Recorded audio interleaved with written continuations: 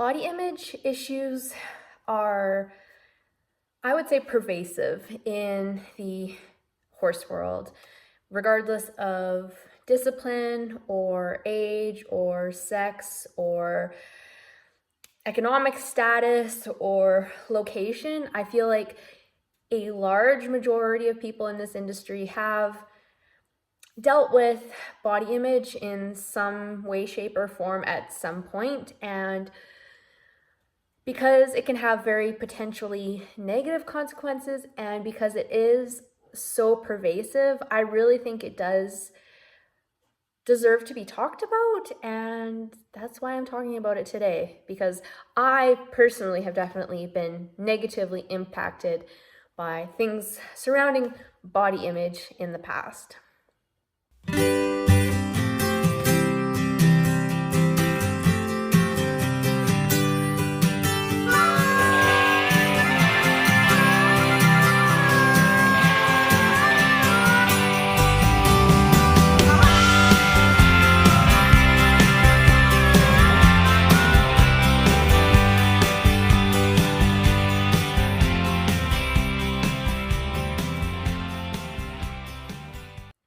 Hey everyone, welcome to another episode of A Strong in the Saddle. I'm your host, Katrina.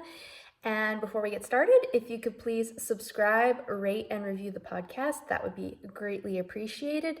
If you could please share this episode on social media, because again, I think lots and lots of people have been impacted by negative body image sorts of things that I really think a lot of people could benefit from this conversation. If you're on YouTube, be sure to give this video a thumbs up. Leave me a comment below. I'd love to hear from you. And subscribe to my channel. And you can find me on Instagram at Strong in the Saddle. And I'll put links to all that good stuff in the show notes. So, before we get too deep into this, I just want to say, like right at the outset, so I'm a white female of middle class.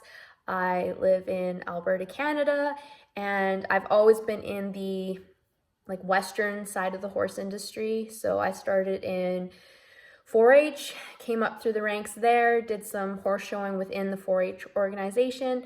Then I moved into high school rodeo and amateur rodeos, and now I'm in kind of the reining, all-round showing, ranch riding kind of world. So that is where I'm coming from with this as I come into this conversation. I definitely acknowledge that my opinions and everything else are very much a reflection of my background and who I am. And I likely do not have some of the same opinions as other people on this topic. And that is okay, because they are just my opinions. I'm not saying anything that I'm going to say today is a fact. It's just my observations from where I have come from. For those of you who aren't aware, I did have an eating disorder. I was diagnosed with anorexia in 2012, I think, so a little over 10 years ago at this point. To this day, I still don't really know what triggered it. I don't ever recall thinking, oh, I wish I had so-and-so's body. But I think as my eating disorder progressed and as I got further into high school, or I would have been finished high school at this point, but I don't know. I think as my eating disorder got worse, as my brain was functioning less and less optimally because I just wasn't feeding myself, I feel like wanting my body to look a certain way and those kind of body dysmorphia type things, which body dysmorphia is where you think your body looks a certain way, but it actually doesn't. So a lot of cartoons have been drawn to illustrate this, where a slim person is looking at a mirror and the reflection in the mirror is someone who's overweight. So that's kind of like the cartoon depiction of body dysmorphia. So I've definitely struggled with those and just wanting to fit into some sort of ideal. So it's something that has definitely impacted me and impacted decisions I've made in terms of what I eat and how I work out and all those sorts of things. I'm much easier on myself now, but definitely like 10, 15 years ago, it was definitely a problem for me. So if you are struggling with any of this, like I can definitely sympathize.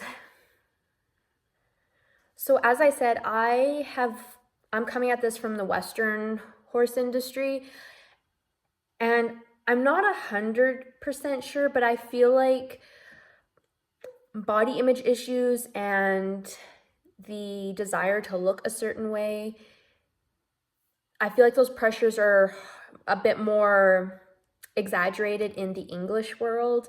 I think people in like the hunter jumpers and maybe like dressage and things like that, I feel like there's more of a prevalence of wanting to fit this ideal look, and that ideal look being a very long, lean, rider, right? With really long legs, very slim, and I don't know, just very proper in the saddle. Like, you guys know the look I'm talking about, and she's probably white, and she's probably, I don't know, blonde, right? And always wears the trendiest clothes, of course, never a hair out of place, very polished. I feel like there isn't that similar feel in the Western world. Like, I feel like there's definitely what a Western person looks like, but I don't know if I just don't feel like the pressure is quite as extreme in the Western world. That's just my observation. If that's not the case and you think there is a lot of pressure in the Western world, then definitely let me know. Of course, I don't have experience in every discipline, so there might be instances in the Western world where that need or want to be a certain size, shape, and present yourself in a certain way is very extreme as well. I would say from the barrel racing world, which that is the sect of the equestrian world that I've spent the most time in, you would think for something that is based on speed that people would want to be as tiny as possible. And like Haley Kinsel, if we look at the queen of barrel racing right now, she is a very, very, very tiny human.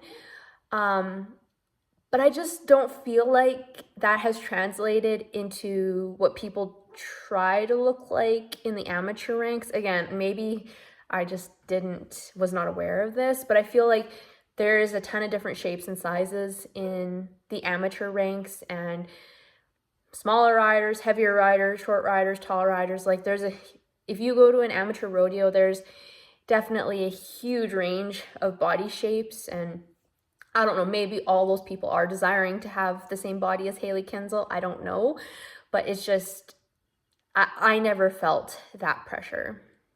And I would say maybe the reason for that is because barrel racing isn't based on appearances. Again, it is just fastest time wins. And so maybe that is why sports or disciplines like your more showy judged events, where this would be more of an issue, where appearances count for a lot, I would anticipate that the prevalence of body image issues and body dysmorphia and possibly even the rate of eating disorders would be higher in populations of equestrians that are competing in the judged events versus the performance, sports disciplines that aren't based on what a judge is evaluating you for, appearance, right? If you're not being judged on that, I feel like you would therefore put less emphasis on those things. Again, that's just a hypothesis. I have no statistics to back that up, but that's just my best guess, I guess we would say. I think that body image issues and body dysmorphia and all of that, it can definitely very much start off very innocently.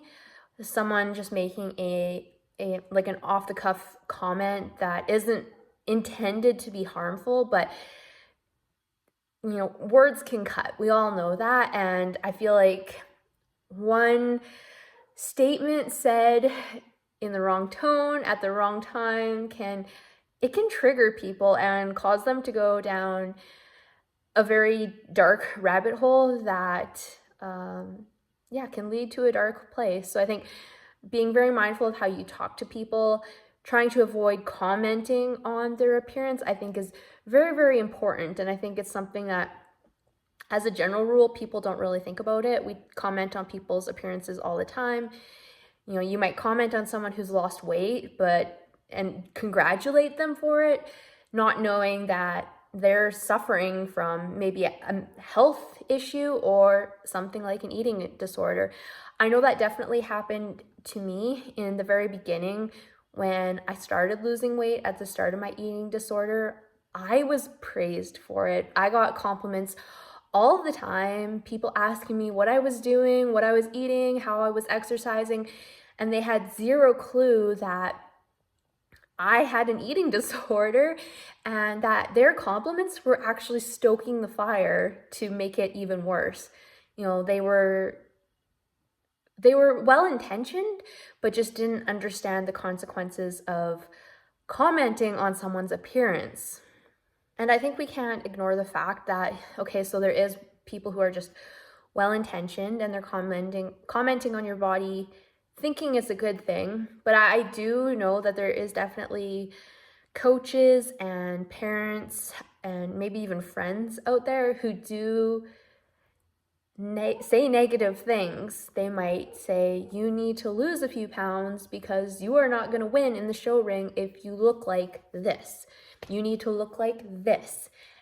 And they're very abrupt about it. And it is in a very negative context where they say, like, if you do not change you will not win. And I feel like if you're an equestrian who has very high competitive aspirations in your discipline, it's hard to ignore those kind of comments, and especially if it's coming from someone who is someone you respect, someone you trust, like a coach who is saying, like, you need to do this if you want to win. Like, who is that rider to say no? Like, that's a very hard spot to be in. And I feel like a lot of riders, especially I feel like if this would be younger riders in most instances, they're in a position where their coach says jump and they ask how high. And that comes in terms of their riding as well as in terms of themselves and what they're feeding themselves, what they are doing in terms of exercise and all that sort of a thing. And it's when those people are in a position of power and they get the blinders on of wanting success, some less than ideal decisions and less than ideal decisions get made that can potentially harm someone's health physically, as well as there's definitely a mental component as well. And so we have like the in-person kind of pressures, but we can't ignore the big purple elephant in the room that is social media. I think social media has gotten better. The internet in general has gotten better. I know, like, say you go on Wrangler's website, you do see a variety of body types on Wrangler's website for their models. There is definitely a wide variety, but there's still definitely the pressure, like, regardless of what sport or who you are. I feel like social media is very dangerous because it does portray, especially Instagram, is this very glamorized, polished, edited depiction of people's lives. And so if you are following an equestrian influencer and they look a certain way, and maybe you do know the photos are edited or maybe you don't, it's hard to not get sucked into the I want to look like them, I want to be like them, and being very impressionable and feeling pressure from this curated world of social media. I know myself, I've definitely gotten I definitely have to be very mindful of who I follow on social media. And I would say every 3 months or so, I go through who I'm following and I unfollow anyone that I notice is making me feel less than about myself. I'm just, it's a mind game, and you have to be very protective of what you are allowing yourself to see, because again, so much of it is edited. And I will just set the record straight here. In terms of anything that you see from me on social media, the only editing that I do to any video or photos that I post is I might put just a filter to maybe make my face look a little more clear. That's about it. That is all. I do not like tinker with the shape of my body or anything like that. So I might have a filter on, but that is the extent of the editing. I don't have time nor the desire to be fully editing my photos, but just be aware that the majority of people on social media do edit their photos. So you need to keep that in mind. I think the weird thing about social media is that we spend so much time on our phones scrolling through things like Instagram and whatnot, and you start to think that the Instagram is an accurate portrayal of the real world, but it definitely isn't. Like if you go to a rodeo or a horse show or what have you, or even just like your barn where you board your horse, the average of what you see at those places in real life is not what you're seeing on social media. Social media is a very curated and polished representation of the world, whereas the real world is not like that. But you start to think that Instagram is the real world, and I think that gives you a very warped sense of what you should be striving to be like, what is even attainable. And again, just something you have to be very, very mindful of. I would caution you about how much time you are spending on social media, because social media, the creators behind social media definitely know how to mess with our minds, and they do a very, very good job of it.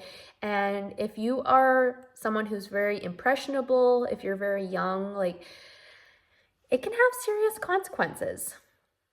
Here on my podcast, on my YouTube channel, and on my Instagram, I'm really striving to emphasize health as opposed to aesthetic.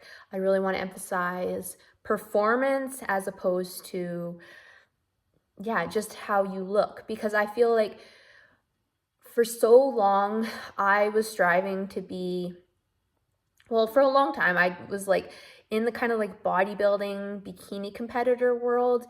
And as glamorous as those girls look on show day up on stage, it's not functional at all. You feel like garbage.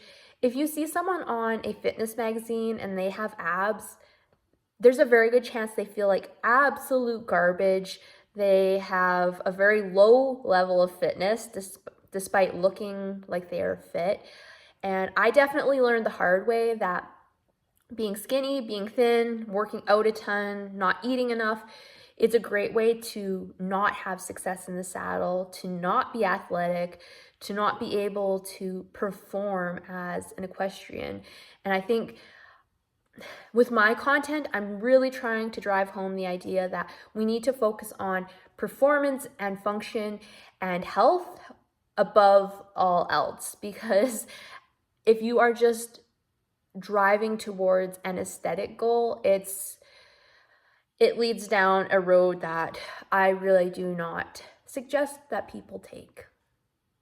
And this is where we need to get very blunt, just honest with what the ideal equestrian body looks like. And the fact is that it is going to look different for every single person. For everyone that is watching this video or listening to this podcast, your ideal equestrian body is going to be very specific to you. So yes, there are going to be some people who are on the thinner side. They might have visible abs, and there might be some people that are on the heavier side. They might, they're just chunkier, or some people find that word offensive, but just whatever wording you want to use, people are going to look different.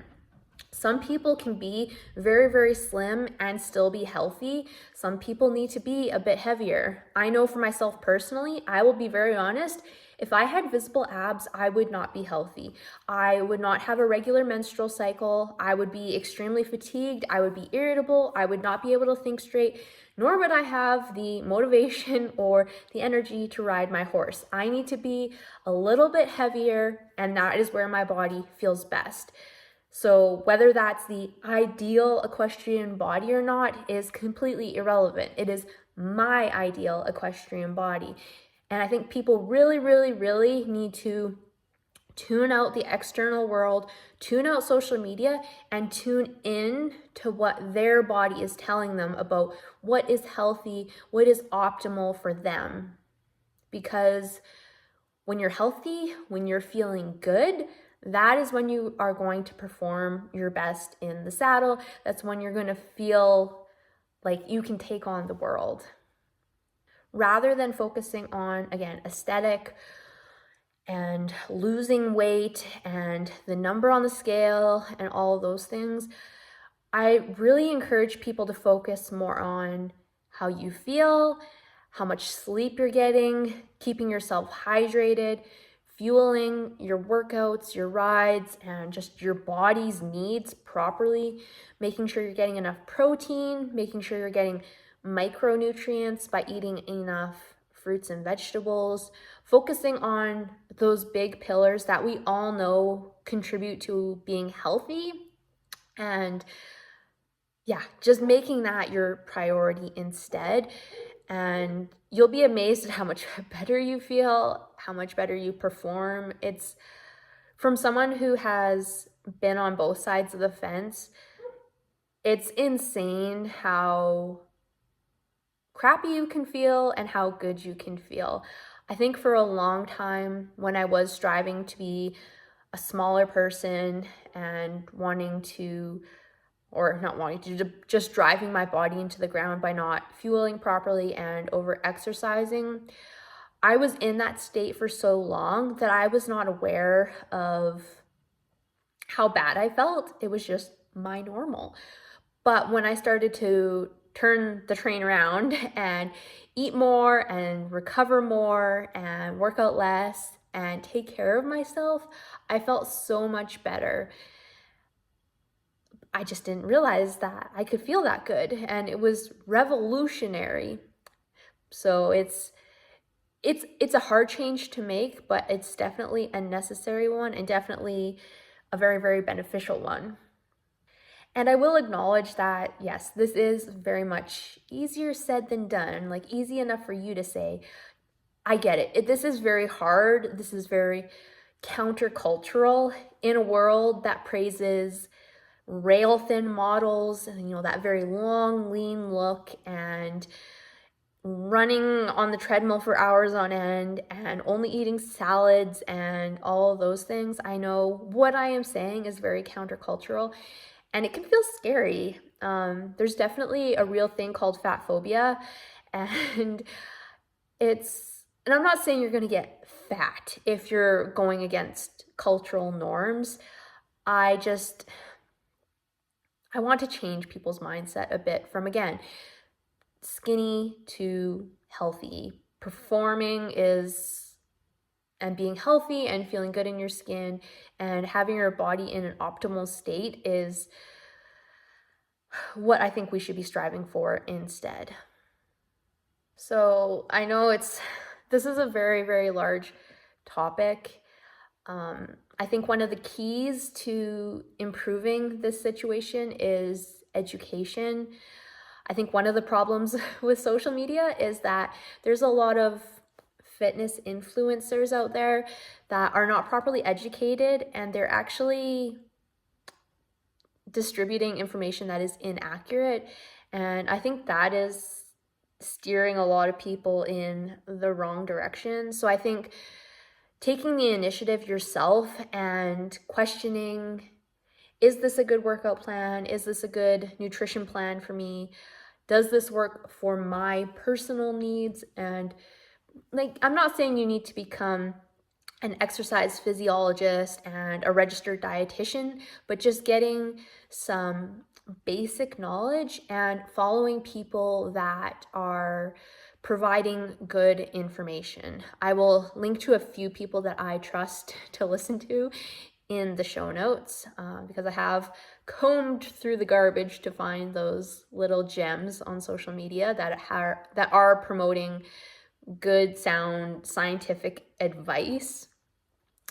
And yeah, just being very mindful of how social media can impact your perception of what is an ideal body and all those things. Surrounding yourself with people who are not promoting misinformation or just negative information. I think that can be really hard if a family member or a best friend is encouraging you to lose weight or do something that you do not think is good for you. It can be really hard to distance yourself from them, but just try your best to, if anything, just not have the topic brought up when you're around them, I think is the best thing to do. I know one of my family members definitely does like to talk about weight loss and the latest diet they're on and that sort of a thing. And I just try to steer the conversation in a different direction and just avoid the topic entirely with them. So those are definitely some suggestions that I have for you guys. And as I said off the top, I know this is a ginormous topic. It's fraught with a lot of differing opinions, and it's a little bit toxic. So, but I would like to keep this an ongoing conversation with the podcast, my YouTube channel, and my Instagram, just kind of continuing to give you guys advice for how to have a good body image for yourself, how to combat body dysmorphia, and how to really make decisions that are from a place of pursuing health, pursuing performance, and being the best equestrians that we can be. So we will leave it there for today. I hope you guys enjoyed this episode. If you did, be sure to give it a like if you're on YouTube. Give me a comment if you have any thoughts on this. I would love to hear from you. Be sure to also subscribe to my channel. If you're listening on your podcast app, if you could share this on social media, again, that would be greatly appreciated, and tag me as well. And please be sure to subscribe, rate, and review the podcast. And be sure to follow me on Instagram at Strong in the Saddle. And until next time, remember, it's always a good day to ride.